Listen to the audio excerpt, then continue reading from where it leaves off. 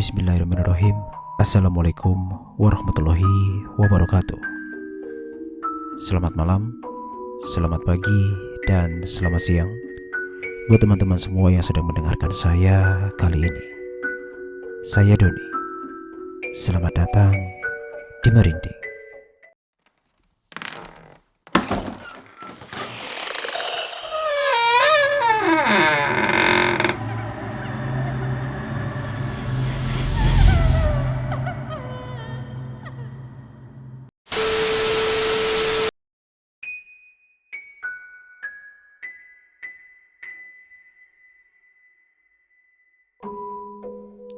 Untuk episode kali ini, saya akan membacakan lagi satu buah cerita yang ditulis oleh akun Twitter Simple Man.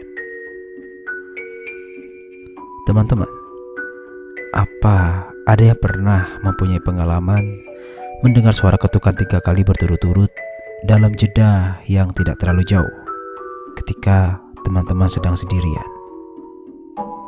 Jadi, ketukan 3 kali ini sebenarnya memiliki arti tersendiri. Bukan sekedar ketukan biasa. Hanya saja, tidak semua orang tahu tentang hal ini.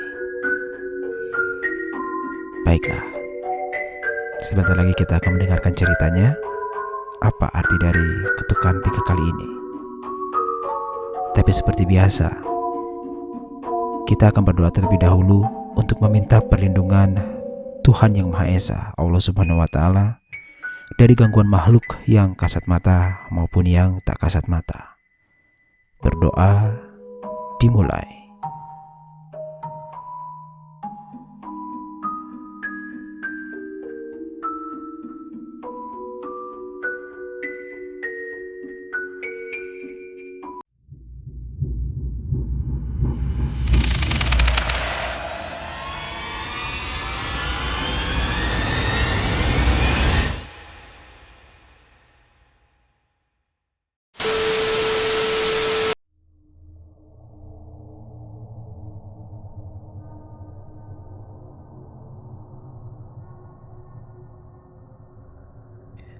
Jadi cerita ini dikirim dari salah satu pembaca yang bernama Mbak April.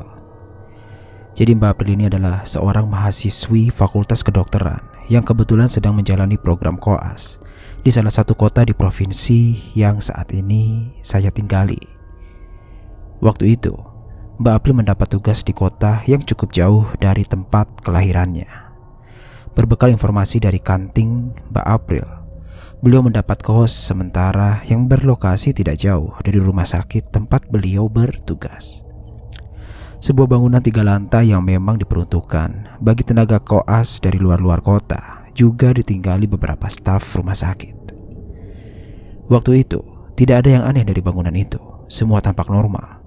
Bahkan ketika Mbak April memeriksa ruangan-ruangan tempat beliau nanti akan menghabiskan waktu, tidak ada yang janggal sama sekali.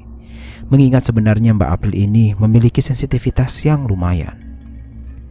Hari itu, Mbak April akhirnya sepakat untuk menyewa satu ruangan di lantai 2 yang memang diperuntukkan bagi mahasiswi ataupun staf perempuan. Sementara di lantai 3 adalah tempat mahasiswa serta staf laki-laki rumah sakit. Sekali lagi, tidak ada yang aneh dari bangunan ini. Minggu pertama semua masih biasa saja. Mbak April sama sekali tidak menemukan kendala berarti selama dia tinggal di tempat yang baru ini.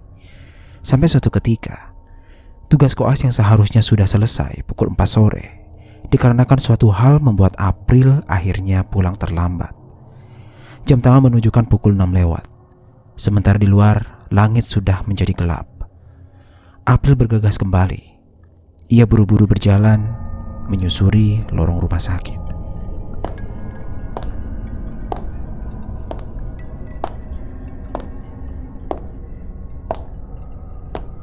Rumah sakit tempat April bertugas adalah salah satu rumah sakit dengan bangunan tua peninggalan Belanda. Dibandingkan rumah sakit lain yang rata-rata memiliki bangunan modern menjulang ke atas, rumah sakit ini lebih ke arah luas dengan bangunan memanjang yang memiliki lahan yang sangat luas, dengan taman serta pohon-pohon besar tinggi yang masih terjaga. April buru-buru berjalan lebih cepat dari dari biasanya. Entah kenapa, firasatnya tidak enak sejak tadi. Ditambah lagi, ia masih harus melewati bangsal tempat di mana terdapat kamar-kamar kosong, bekas pasien kejiwaan yang sekarang sudah dipindah ke bagian utara. Terdengar suara hentakan kaki yang menggema ketika April berjalan menyusuri lorong bangsal. Jendela-jendela besar serta pintu bergaya lama menjadi satu-satunya pemandangan yang April lihat. Tinggal sedikit lagi, April akan sampai di taman belakang. Di sana hanya ada rimbun tumbuhan dengan pohon-pohon tua yang besar, tinggi. Tidak ada yang perlu April khawatirkan, karena jarak jalan setapak dengan kos yang ada di seberang jalan utama hanya berkisar 10 menit. April berusaha tenang dan mencoba tidak berpikir aneh, meski sebenarnya bulu kuduk pada lehernya berdiri. Beberapa kali ketika ia sedang menyusuri setapak demi setapak, ketika melewati pintu-pintu bangsal, April seperti merasa kalau di belakangnya seperti ada yang sedang membuntuti dirinya. Hanya saja, April tak mau dan tak ingin menengok meski barang sebentar saja, karena ia bisa merasa bila suhu dingin yang menggerayangi dirinya dimiliki oleh mereka yang tidak pernah hidup. April lantas mempercepat langkahnya.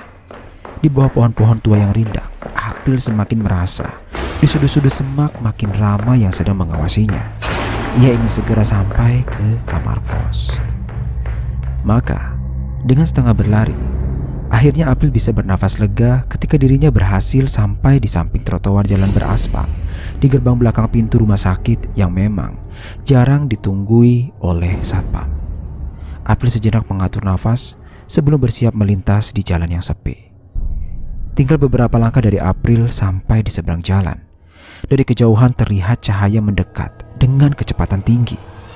Untungnya, April sudah hampir selesai melintasi jalan utama. Ia sudah bisa melihat beberapa rumah penduduk dengan satu bangunan tinggi kos miliknya. Saat tiba-tiba dari arah belakang terdengar suara rem motor yang berdecit sangat keras, diikuti gerakan menoleh April yang tertuju pada pengendara motor yang sempat menghentikan laju kendaraannya. Tak lama, pengendara itu kemudian melanjutkan perjalanan, sementara April tertuju pada jasad kucing yang tergilas tak jauh dari tempat dirinya berdiri. Perempuan itu terdiam sejenak, memandang binatang malang itu sebelum hati kecilnya menuntun dirinya berjalan mendekat untuk memeriksa kondisi dari binatang tersebut. Tak ada yang bisa menggambarkan kondisi binatang malang itu selain isi perutnya yang terburai dengan darah kental yang menyelimuti kulit bulunya. April cukup lama terdiam, bingung menanggapi tragedi ini, sebelum akhirnya ia tergerak untuk melepas jas kedokterannya yang ia pakai. Baru saja April berniat mengangkat jasad binatang malang itu menggunakan jas dokter miliknya, tiba-tiba saja di sudut mata April teralihkan pada sosok seseorang yang sedang mendekat dari arah pintu belakang rumah sakit. April menatapnya sejenak sebelum bayangan itu menunjuk pada seorang laki-laki parubaya dengan seragam satpam rumah sakit. Beliau mendekat dengan langkah kaki yang tenang, lantas berbicara dengan aksen Jawa yang ramah. "Sudah, Bu Dokter. Biar saya saja yang mengurusi ini.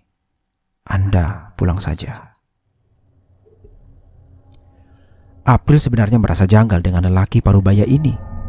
Bukan bermaksud mencurigai, namun aroma wangi melati tercium menyengat dari tubuhnya yang membuat April tak tahan menutup hidungnya.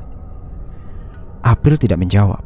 Ia mengangguk sewajarnya, sementara lelaki itu membungkus jasad hancur itu menggunakan pakaiannya. April sedikit canggung sewaktu akan pergi, namun hasratnya untuk lari tak terbendung lagi. Tapi sebelum April melangkahkan kaki, satpam itu berbicara kepadanya.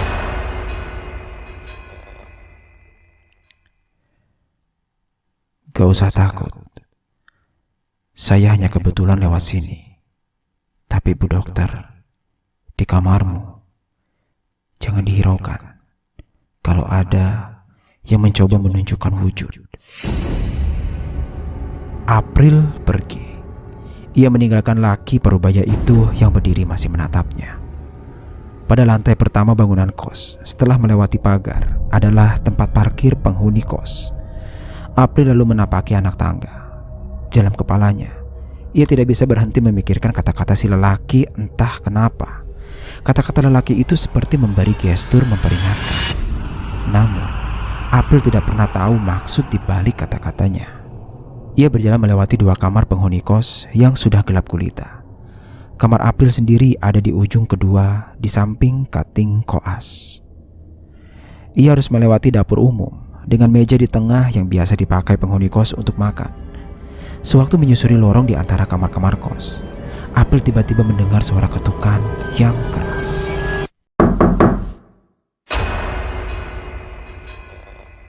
Ketukan itu terdiri dari 3 suara yang berkesinambungan tanpa jeda. Suaranya menyerupai benda keras yang dipukul-pukul dengan begitu intens. Jeda berhenti tepat setelah 3 ketukan yang secara berurutan. Tak lama kemudian, dari jauh April melihat bayangan seorang wanita sedang duduk membelakangi dirinya di kursi meja makan. Lantas, April mendekat. Ia melihat seorang wanita mengenakan pakaian berwarna biru sedang menunduk. Rambutnya panjang sepunggung. Di hadapan si wanita yang tidak April kenal tersebut, terdapat cobek kecil yang kosong. Namun, terus-menerus dipukul oleh si wanita menggunakan ulekan. Hal itu tentu saja janggal. Untuk apa? Selepas maghrib seperti ini, ada yang melakukan hal ini. April berniat mengacuhkannya. Ia tak mau dan tidak peduli dengan urusan orang lain. Namun, baru beberapa langkah, April melewati si wanita itu. Tiba-tiba, ia memanggil dirinya. "Mbak." April menoleh melihat si wanita yang terlihat lelah. Ia pun berkata dengan kata yang sopan. "Suaranya 3 kali. Biasanya jam 1 dini hari. Tidak perlu didengar. Tidur saja. Itu pesanku."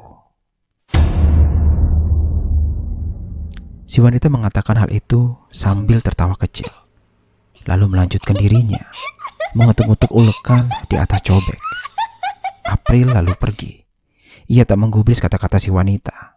Setelah tepat di depan pintu kamarnya, April sempat menoleh melihat ke meja makan. Wanita itu kini berdiri. April sontak melesat masuk ke dalam kamar, menutup pintu lalu menguncinya rapat-rapat. Ia tahu ada yang tidak beres dengan wanita tadi. Namun, ketegangan yang sempat April rasakan setelah lenyap ketika ia memandang kamar kos miliknya. Ia buru menuju kamar mandi membersihkan tubuhnya.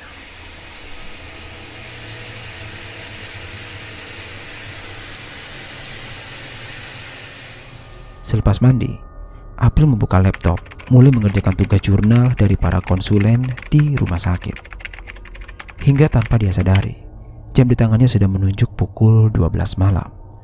Keheningan yang sejak tadi dia rasakan kian menyelimuti tempat ini, membuat April tiba-tiba merasa awas. Disitulah April tiba-tiba tergoleh melihat ke jendela kamar yang mengarah langsung ke belakang. Ada godaan yang aneh di mana April baru saja menyadari bila sejak kedatangannya di kamar kos ini, ia belum pernah sama sekali melihat apa yang ada di balik jendela tersebut. Ia tiba-tiba mendekat. Gorden bermotif dengan warna coklat kini ada di hadapan April. Tangannya tergerak menyentuh lembut kain sebelum ia mulai menariknya ke samping saat tiba-tiba dari arah tembok samping kamar kanting koas terdengar suara ketukan yang nyaris sama seperti ketukan yang April dengar tadi.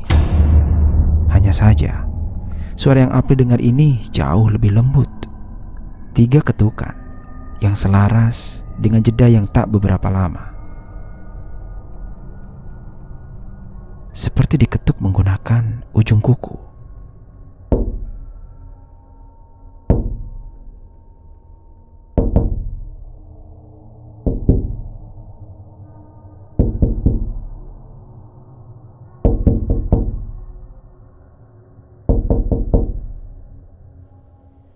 April awalnya mencoba meyakinkan dirinya. Apakah betul ia mendengar suara ini dan berasal dari kamar cutting Cukup lama April berdiri di tepi jendela. Sampai akhirnya suara itu tiba-tiba menghilang begitu saja, membuat April menaruh rasa penasaran siapa yang membuat suara seperti itu. Maka setelah sadar bahwa jam di tangannya menunjukkan pada pukul 1 dini hari, April mematikan lampu bersiap-siap ke tempat tidur. Sebelum tiba-tiba, tanpa ada alasan yang jelas, lagi-lagi 3 suara ketukan itu mendadak terdengar lagi.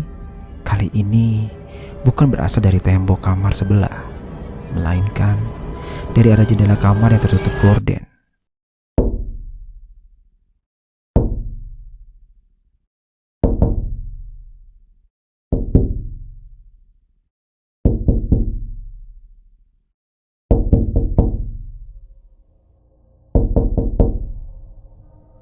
Ya, tidak salah lagi. Kaca jendela kamar sedang diketuk. April lalu mendekat. Ia berdiri benar-benar di depan gorden jendela, diiringi suara ketukan intens yang membuat penasaran. Tangannya mulai bergerak bersiap menyibak gorden. Dan disitulah April dibuat semakin bingung karena tak ada apapun yang dia lihat. Hanya pemandangan gelap kebun rupanya. Di belakang bangunan ini hanya ada sebuah kebun kosong tidak terawat yang ditumbuhi banyak tumbuhan liar. April bersiap menutup kembali gorden sebelum ia tersadar. Di balik pantulan kaca jendela dengan kamar yang gelap, ia melihat wanita bergaun putih sedang menyisir rambut. Wanita itu menyisir rambut di atas tempat tidur. April lalu menutup gorden. Ia hanya berdiri, tak sekalipun berani menoleh ke belakang. Baginya, ini bukan pengalaman pertama dia melihat hal seperti ini. Lantas, meski begitu tak membuatnya berani menghadapinya. Tak beberapa lama kemudian, ketukan itu masih terdengar. Intens. Suaranya lebih jelas seperti meja diketuk. April masih berdiri tak menoleh sedikit pun. Cukup lama. Dia menunggu sampai akhirnya suara itu menghilang dengan sendirinya. Meski tak melihat dengan mata kepalanya sendiri, April bisa membayangkan di balik rambut panjang yang tengah disisir itu terbentuk sebuah wujud dari wajah wanita yang hancur lebur, melebihi luka bakar yang bahkan pernah April pelajari di mata kuliahnya dulu. Kini ia tahu sesuatu. Di balik sekat tempat tidurnya, pada dinding tembok putih bertulis ayat yang April ketahui. Ditulis menggunakan pensil dengan coretan yang samar-samar. Ya Tuhanku, aku berlindung kepadamu dari bisikan setan, dan aku berlindung pula kepada Tuhanku agar mereka tidak mendekatiku. Tulisan itu ditulis oleh penghuni sebelumnya. Sejak saat itu, April tak lagi peduli dengan ketukan yang sering kali ia dengar. Bahkan ketika nampak wujud dari pocong yang melompat di dapur umum, April tak lagi goyah selama ia tak lagi terbuai masuk.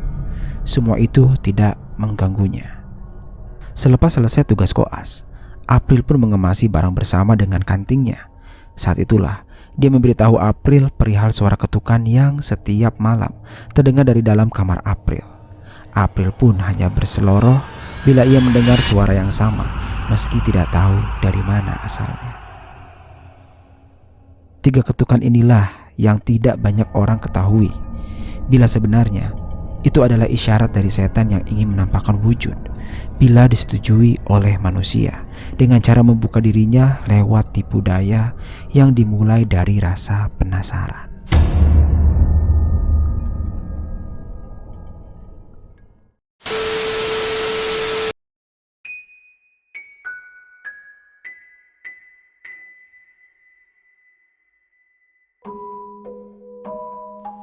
Baiklah teman-teman, itu cerita kita kali ini. 3 ketukan misterius. Bagaimana? Apakah kalian pernah mengalami pengalaman ini? Semoga sih kalian belum pernah ya. Dan kalaupun nanti kalian akan mengalami hal ini, saya sarankan untuk abaikan saja. Hilangkan jauh-jauh rasa penasaran kalian. Karena ketika kalian penasaran, dan kalian mendekati sumber suara itu, maka kalian sudah mengizinkan mereka untuk masuk ke dunia kalian. Mungkin tidak hanya 3 ketukan misterius saja. Contohnya, kalian mendengarkan seseorang sedang mandi di tengah malam, padahal kalian tahu dan kalian yakin kalau pada saat itu tidak ada orang di sana, atau tidak mungkin ada orang mandi di sana.